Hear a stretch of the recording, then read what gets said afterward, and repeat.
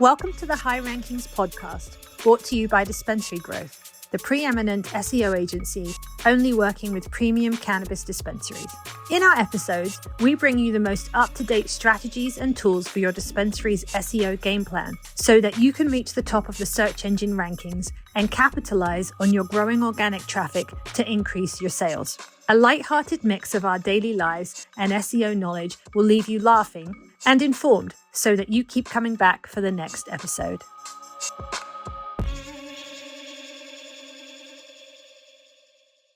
Hello.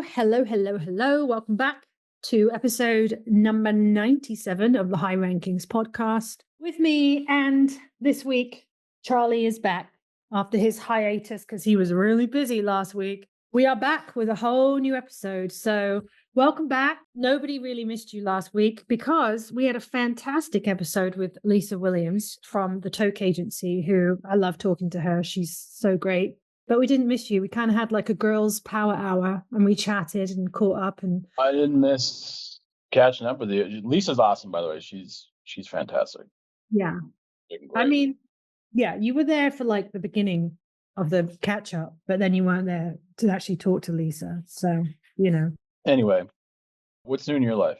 Well, my dog is rolling around like an idiot on the floor. What's new in my life? Well, I have to have my wisdom teeth taken out. That's this Friday, right? Oh, it's next Friday. Oh, next Friday. Okay. Yeah.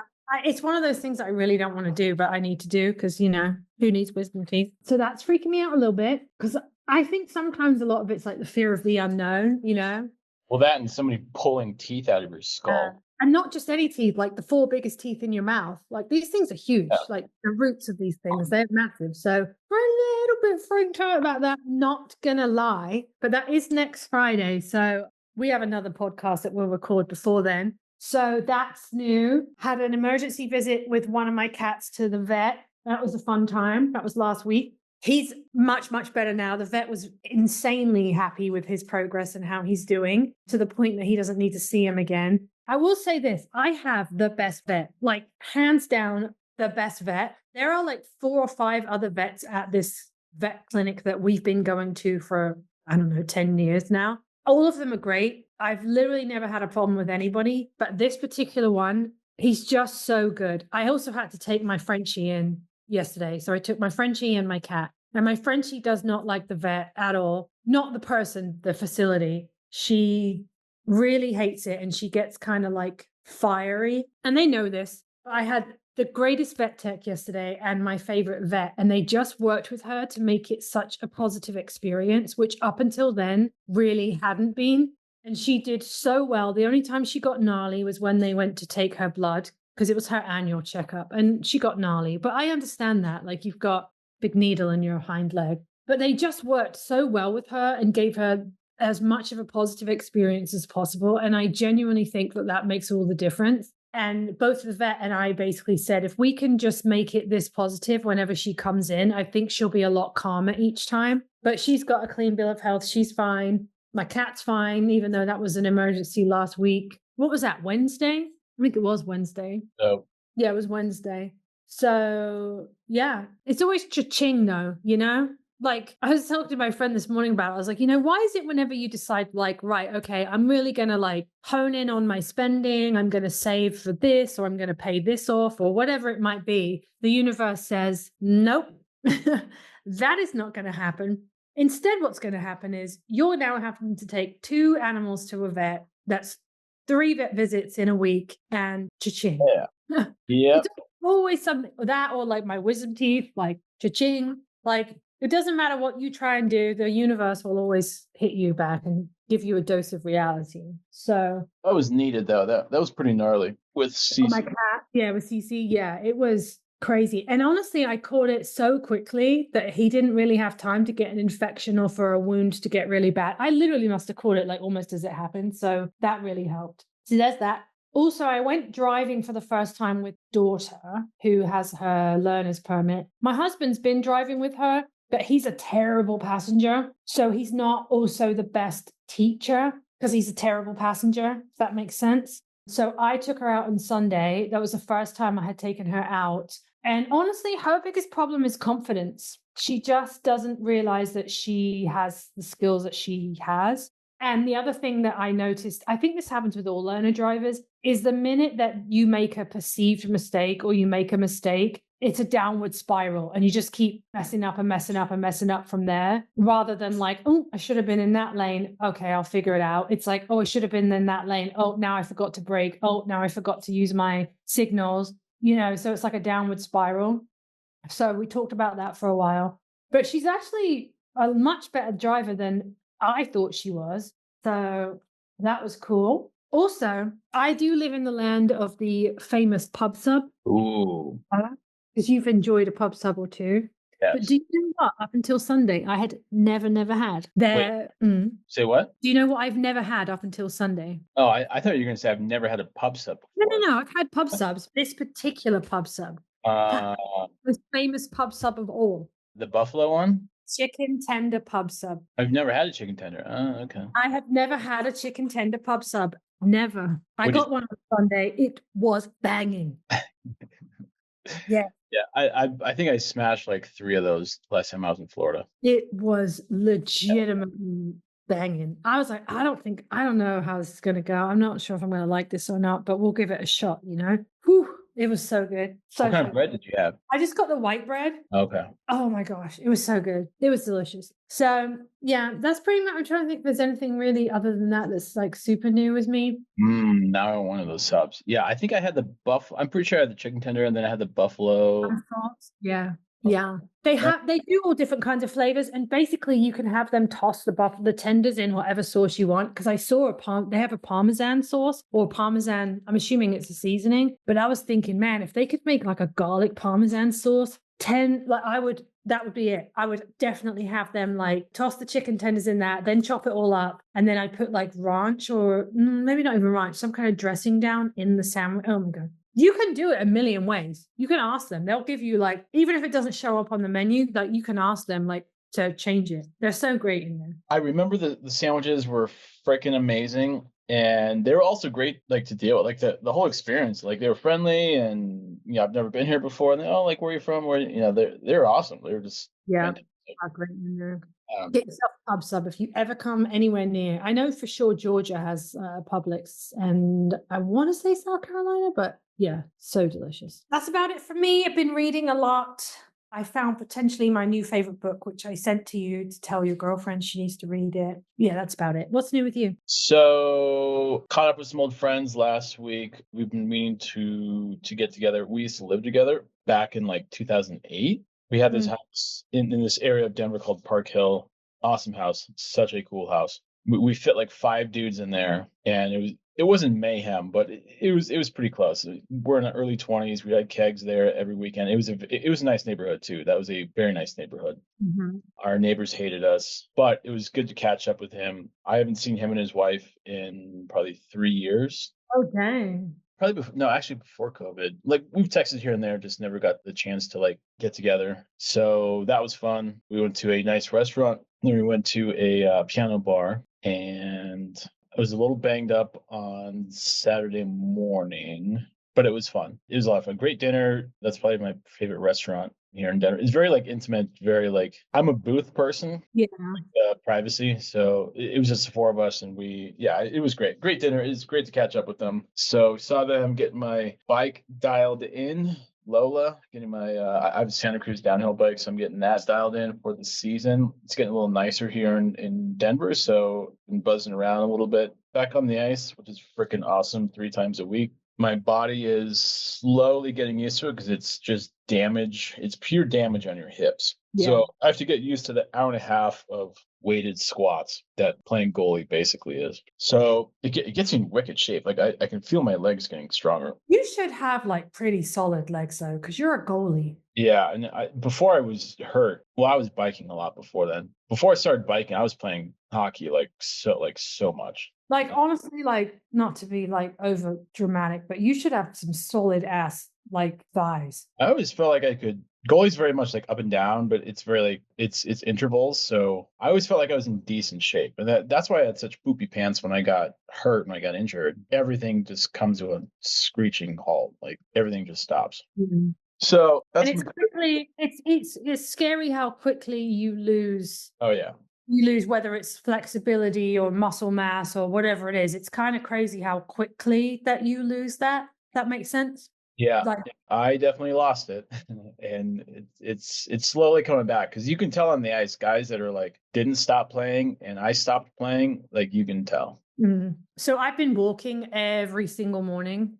The only time I didn't was when I was in Savannah, but I walked, just not as much as I normally do. And I will tell you that surprisingly, in the beginning, my back was not really liking it so much.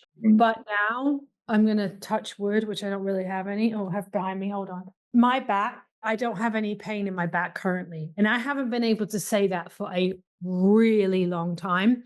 And not that my back is fixable, because we both know that it's not, but just walking. And I don't walk, like some mornings I have more time, so I walk a lot, but I don't necessarily, some mornings I literally only have 30 minutes between, a school run and something else. But I always make sure that I get outside while I can in Florida and that I walk for at least 30 minutes. And I will tell you that just doing that, the difference it's made on my back has been quite like a lot, and like I said, I think the most I've ever walked is like 5 miles. I'm not out there doing 20 miles a day, but just making a conscious decision and a conscious effort. Like I'll wake up in the morning and I'm like, I'm not doing it this morning, but I've gotten up and I've done it every single day. And I think it's just the consistency. Yeah. So like for you, when you got injured and you couldn't do those things, then you get back on the ice when you can and you realize, God, like this is way harder than it used to be.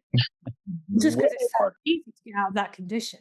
Yeah, way harder. It's great to be on the ice, though. Great to be like on that schedule of playing hockey around the guys, getting the heart rate up. And yeah, I mean, it's still fast hockey. It's still like very good. First time I went back, I got smoked. I got absolutely blasted. But those guys are really good. There's like ex-pros, ex-NHLers in our skate. Yeah. Yeah, it's fun. So, yep, that's what all I've been up to. Well, we're in March now, which is shocking in itself. March the 5th. This weekend, the clocks go forward, which I fucking hate with a passion. Hate it. It just messes everything up, especially when you got animals. Which actually, this one is better on animals than when it goes back, when it falls back. Because when it falls back, they're screaming for their dinner an hour before they should be, but they don't know because their clocks don't change. But I hate the sprint forward part of it. It gets on my nerves. I wish we could just leave things alone, but here we are. So yeah, that's Saturday night. And then we get St. Patrick's Day. And then we get 420, which is what we're talking about today. I don't partake in St. Patrick's Day things, not because I hate the Irish, but just because I am not Irish. I can't claim any Irish heritage, so I just don't. Also, green's not my color.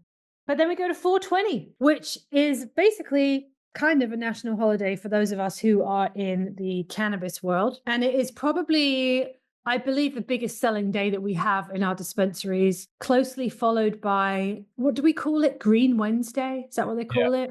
In November, right around Thanksgiving. But obviously 420 is a huge, huge, huge day. And so as a dispensary, you need to take advantage of the time that you have between now and then so that you can get those rankings up before 420 so you can get the customers on your website and or through the door. So that's what we're going to talk about today. We're going to go over 10 steps, SEO steps that you can do that will help your dispensary rank higher. And then that should reflect in your sales, which is really at the end of the day, what we're all trying to achieve here. So we do have a list ready because obviously we are very prepared, if nothing else. And we're just going to go through the list and we're going to talk about it a little bit. And hopefully there'll be something here that you haven't thought of or you haven't implemented that we can help you with. So number one, and this is not in a priority order, by the way, this is just, we have 10 things. It's not like this is the first thing and the second thing. We're just going to run through the 10 things we have. Number one, keyword research and search intent.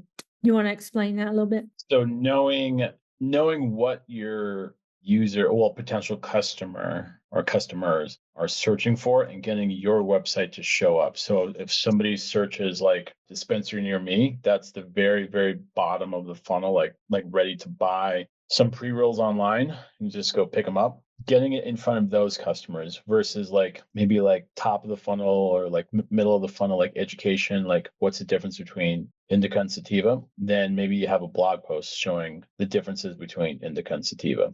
Assuming that you can't find that on like an AI snippet, because AI is changing the game right now. But that's really what it is targeting the right intent with your content with the right customers in their customer journey. So like you can go with long tail keywords like best edibles for 420 versus something kind of generic like weed or cannabis or something like that. So you can look at what your competitors are doing. You can look at actually, you know what, that's probably the best way is just look at what your competitors are doing.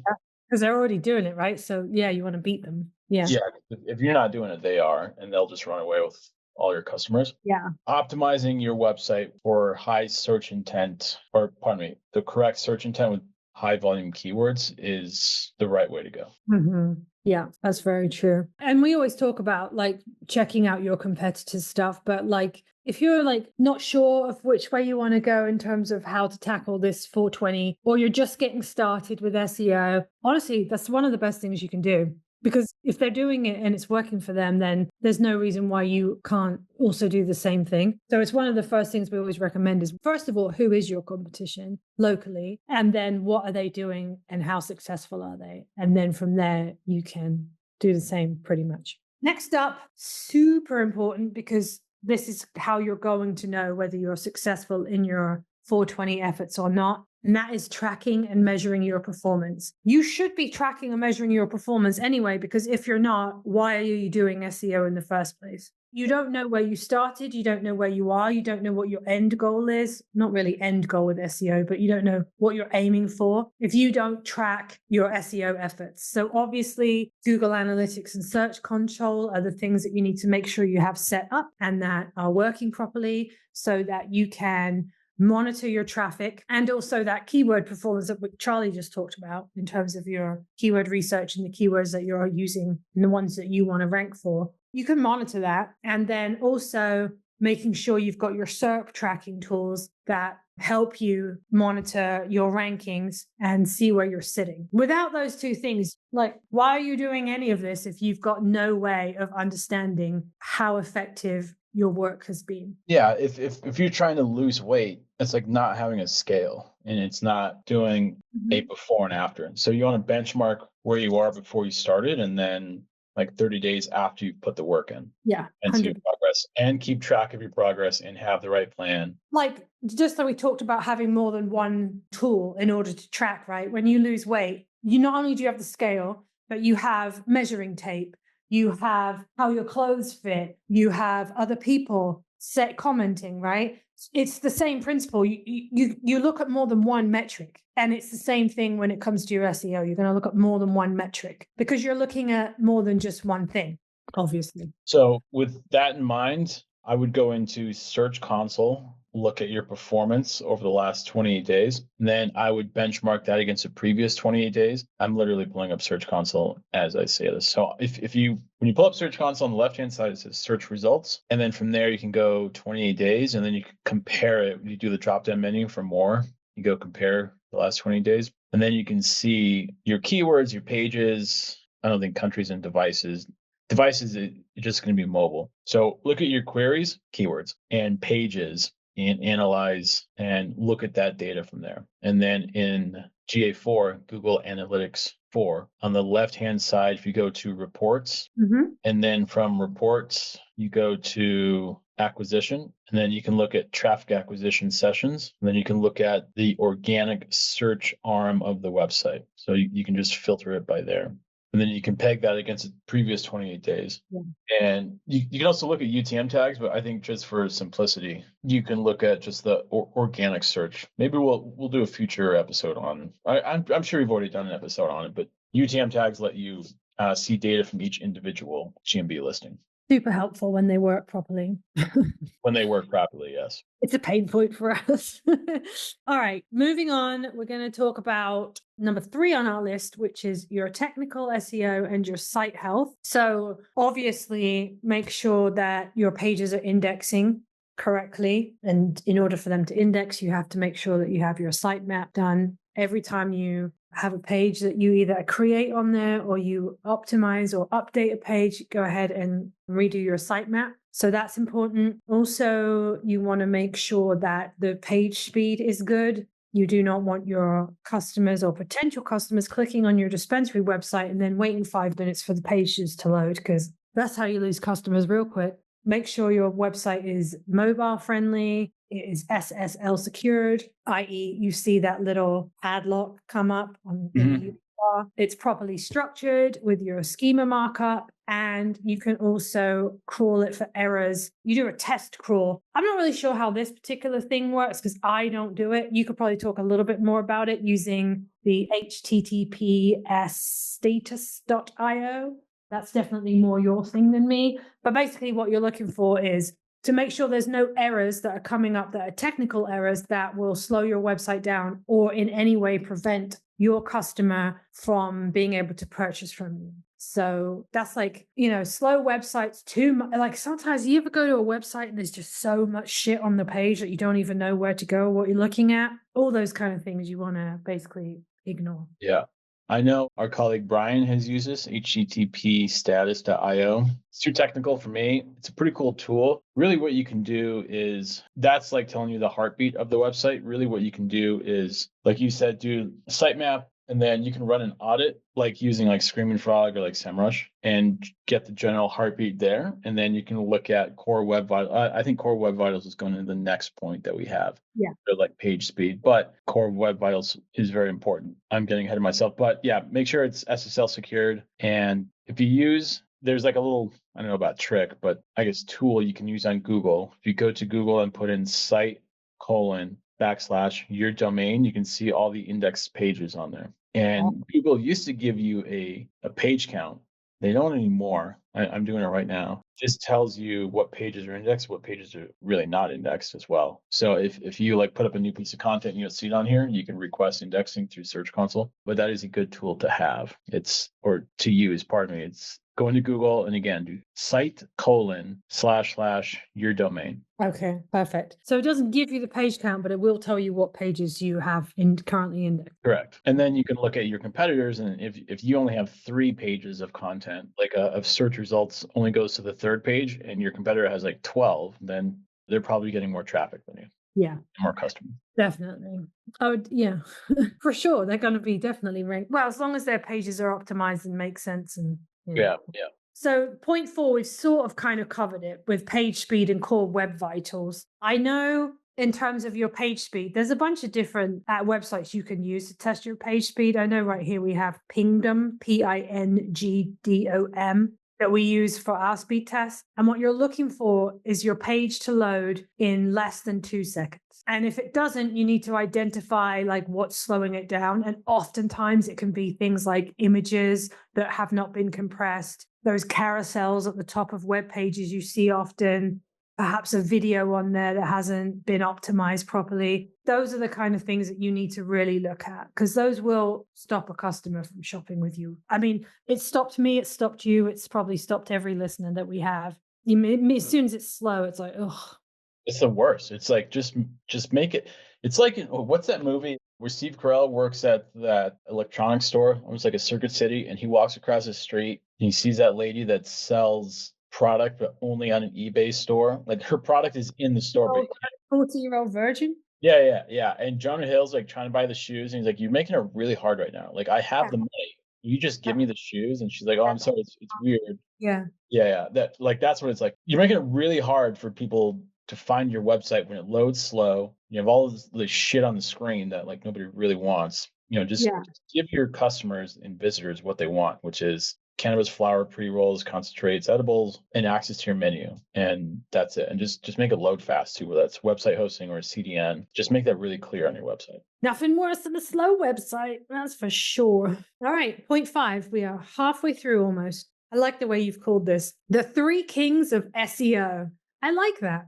Yeah. So, three kings of SEO are the title, H1, and URLs. So, your title tags, your H1 tags, which are not the same as your title tags, and your URLs. Those are the three kings of SEO. So, for example, your title tag, it needs to be something that's going to captivate someone and make them want to read it, right? It needs to be short, but to the point, but like interesting all at the same time. And we were just having a conversation with one of our analysts. It wasn't necessarily about title tags, but it was about H1s and H2s. And we were talking about how they need to be short, but concise. Because if you have a page and you've got like a bunch of H2s all over your page, right? And they're like 3 lines long of an H2 instead of like a really brief, like almost like bullet point, people are going to get bored real quickly. And it's kind of the same with the title tag, but for a slightly different reason, in that in order for someone to even want to read the page in the first place, the title has to be able to grab their attention. But also, so you've got the notion that you need to capture their attention. You also need to tell them what the blog or the page is going to be about. It needs to be brief, but it also needs to contain really good keywords in there. So it's kind of like a mashup of all the really important things in your title tag to make a good title tag. And then following on from that is your H1 tags, which also I will argue the same goes for H2s and H3s, which is the H1 100% needs to match the title for the consistency. If your title is like something about indica versus sativa, and then you start writing about terpenes for something else, that's not going to work. But also that H1 tag also needs to be short and concise and compelling.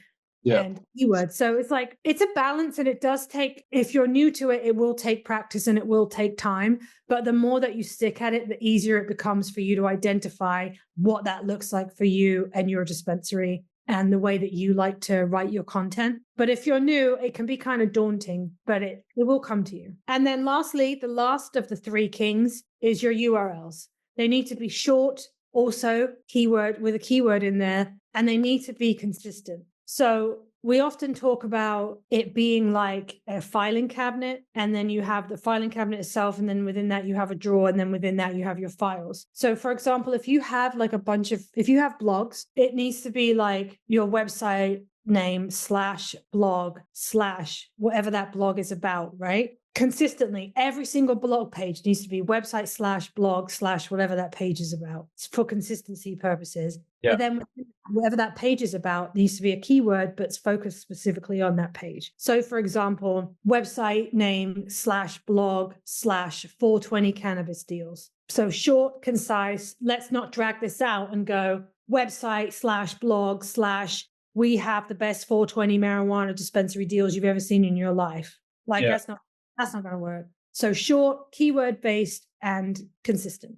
Shorter the better, and shorter and cleaner the better. You know, your target keyword should be in your H1, your URLs, and your title tags, and then your ancillary keywords can be in the rest of the content. As long as those are compelling, short, and concise, and to the point, and all that, you'll be good. And the URLs should be very succinct. Mm-hmm. All right, number 6, content structure and readability.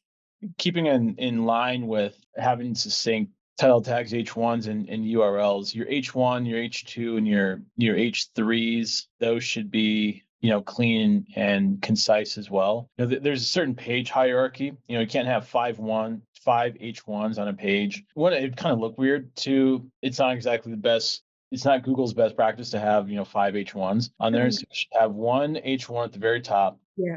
Target keyword. H2s are your paragraph headers, and the H3s are like subheaders for your H2s. And then your H2s and H3s can have your ancillary keywords in there. And it's better for scannability too, like crawlers. You can also have an FAQ section, and you can get that on Google's people also ask results. So like if you type in like what's the best strain for sleep, you'll get that people also ask results, and then you can put that in your content. Mm-hmm.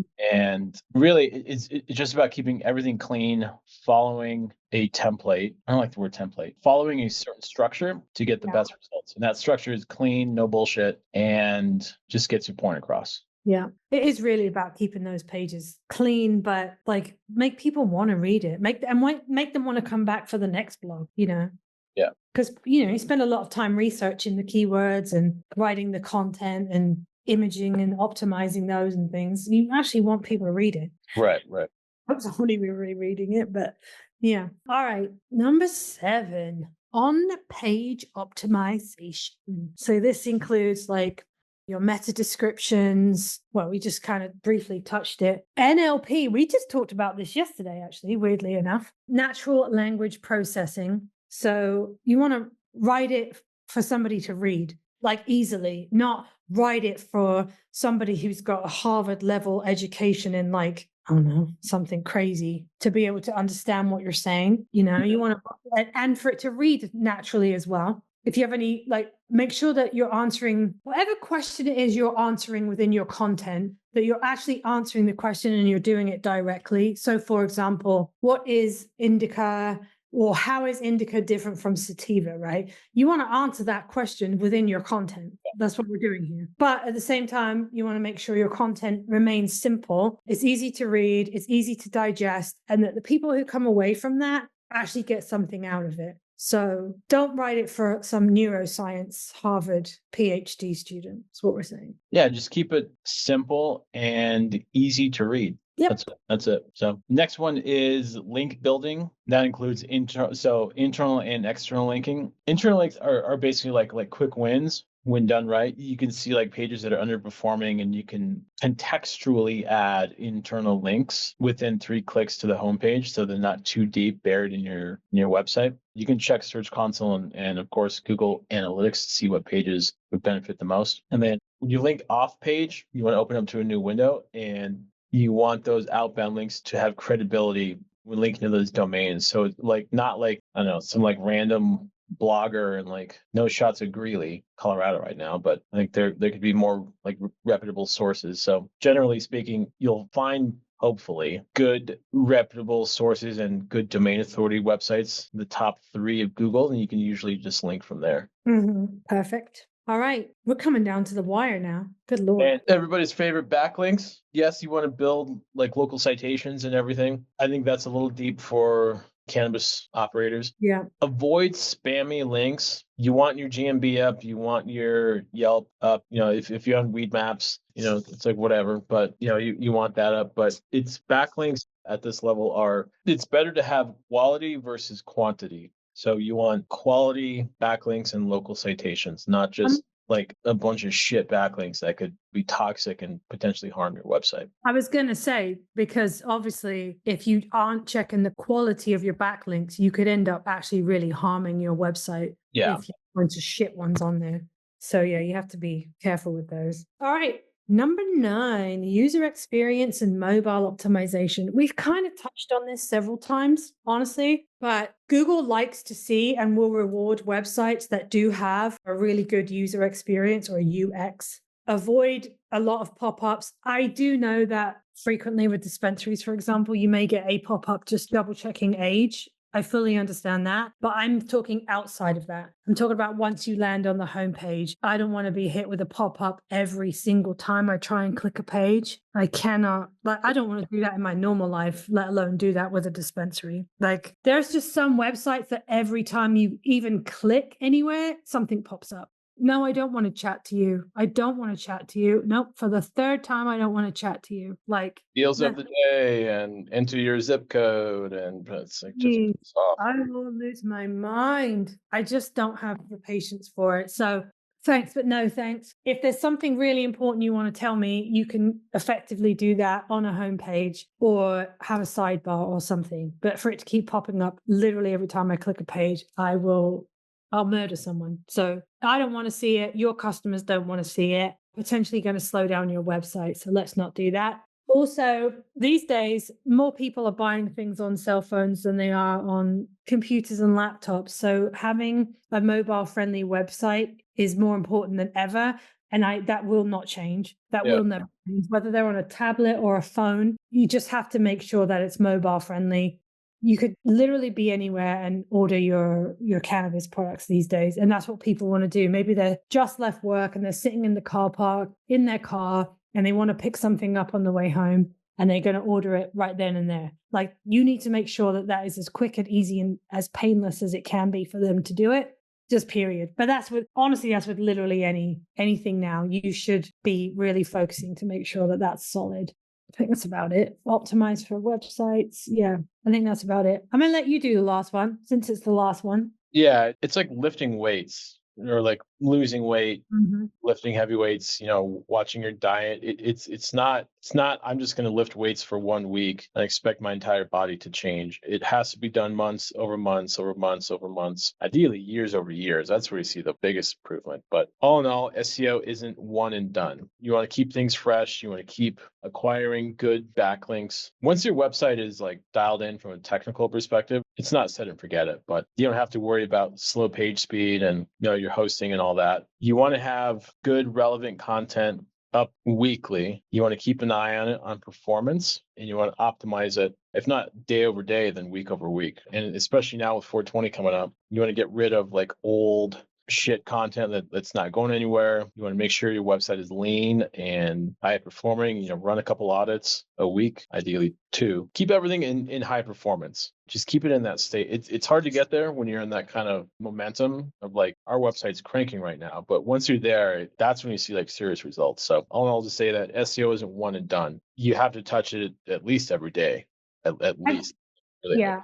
I mean, honestly, like, I know we're focusing specifically on like 420 coming up, but I will say this, like, you might be cranking, you might be top of the rankings, you might show up in every local SEO, you might be outbeating your competition by a mile, but there's always new competition. And there's nothing to stop your current competition from taking on and really investing in SEO and therefore overtaking everything you've done if you stop. So like Charlie said, you can't be like, well, I'm the top now. I'm the top of the map pack. I rank the highest locally for every keyword that I want to go after. Like, cool, I'm done. Because the hard work it took to get there and the investment it took to get there can easily go down the pan if you get a new competitor and or you have a competitor that decides that they're going to undertake the same kind of SEO campaign that you did.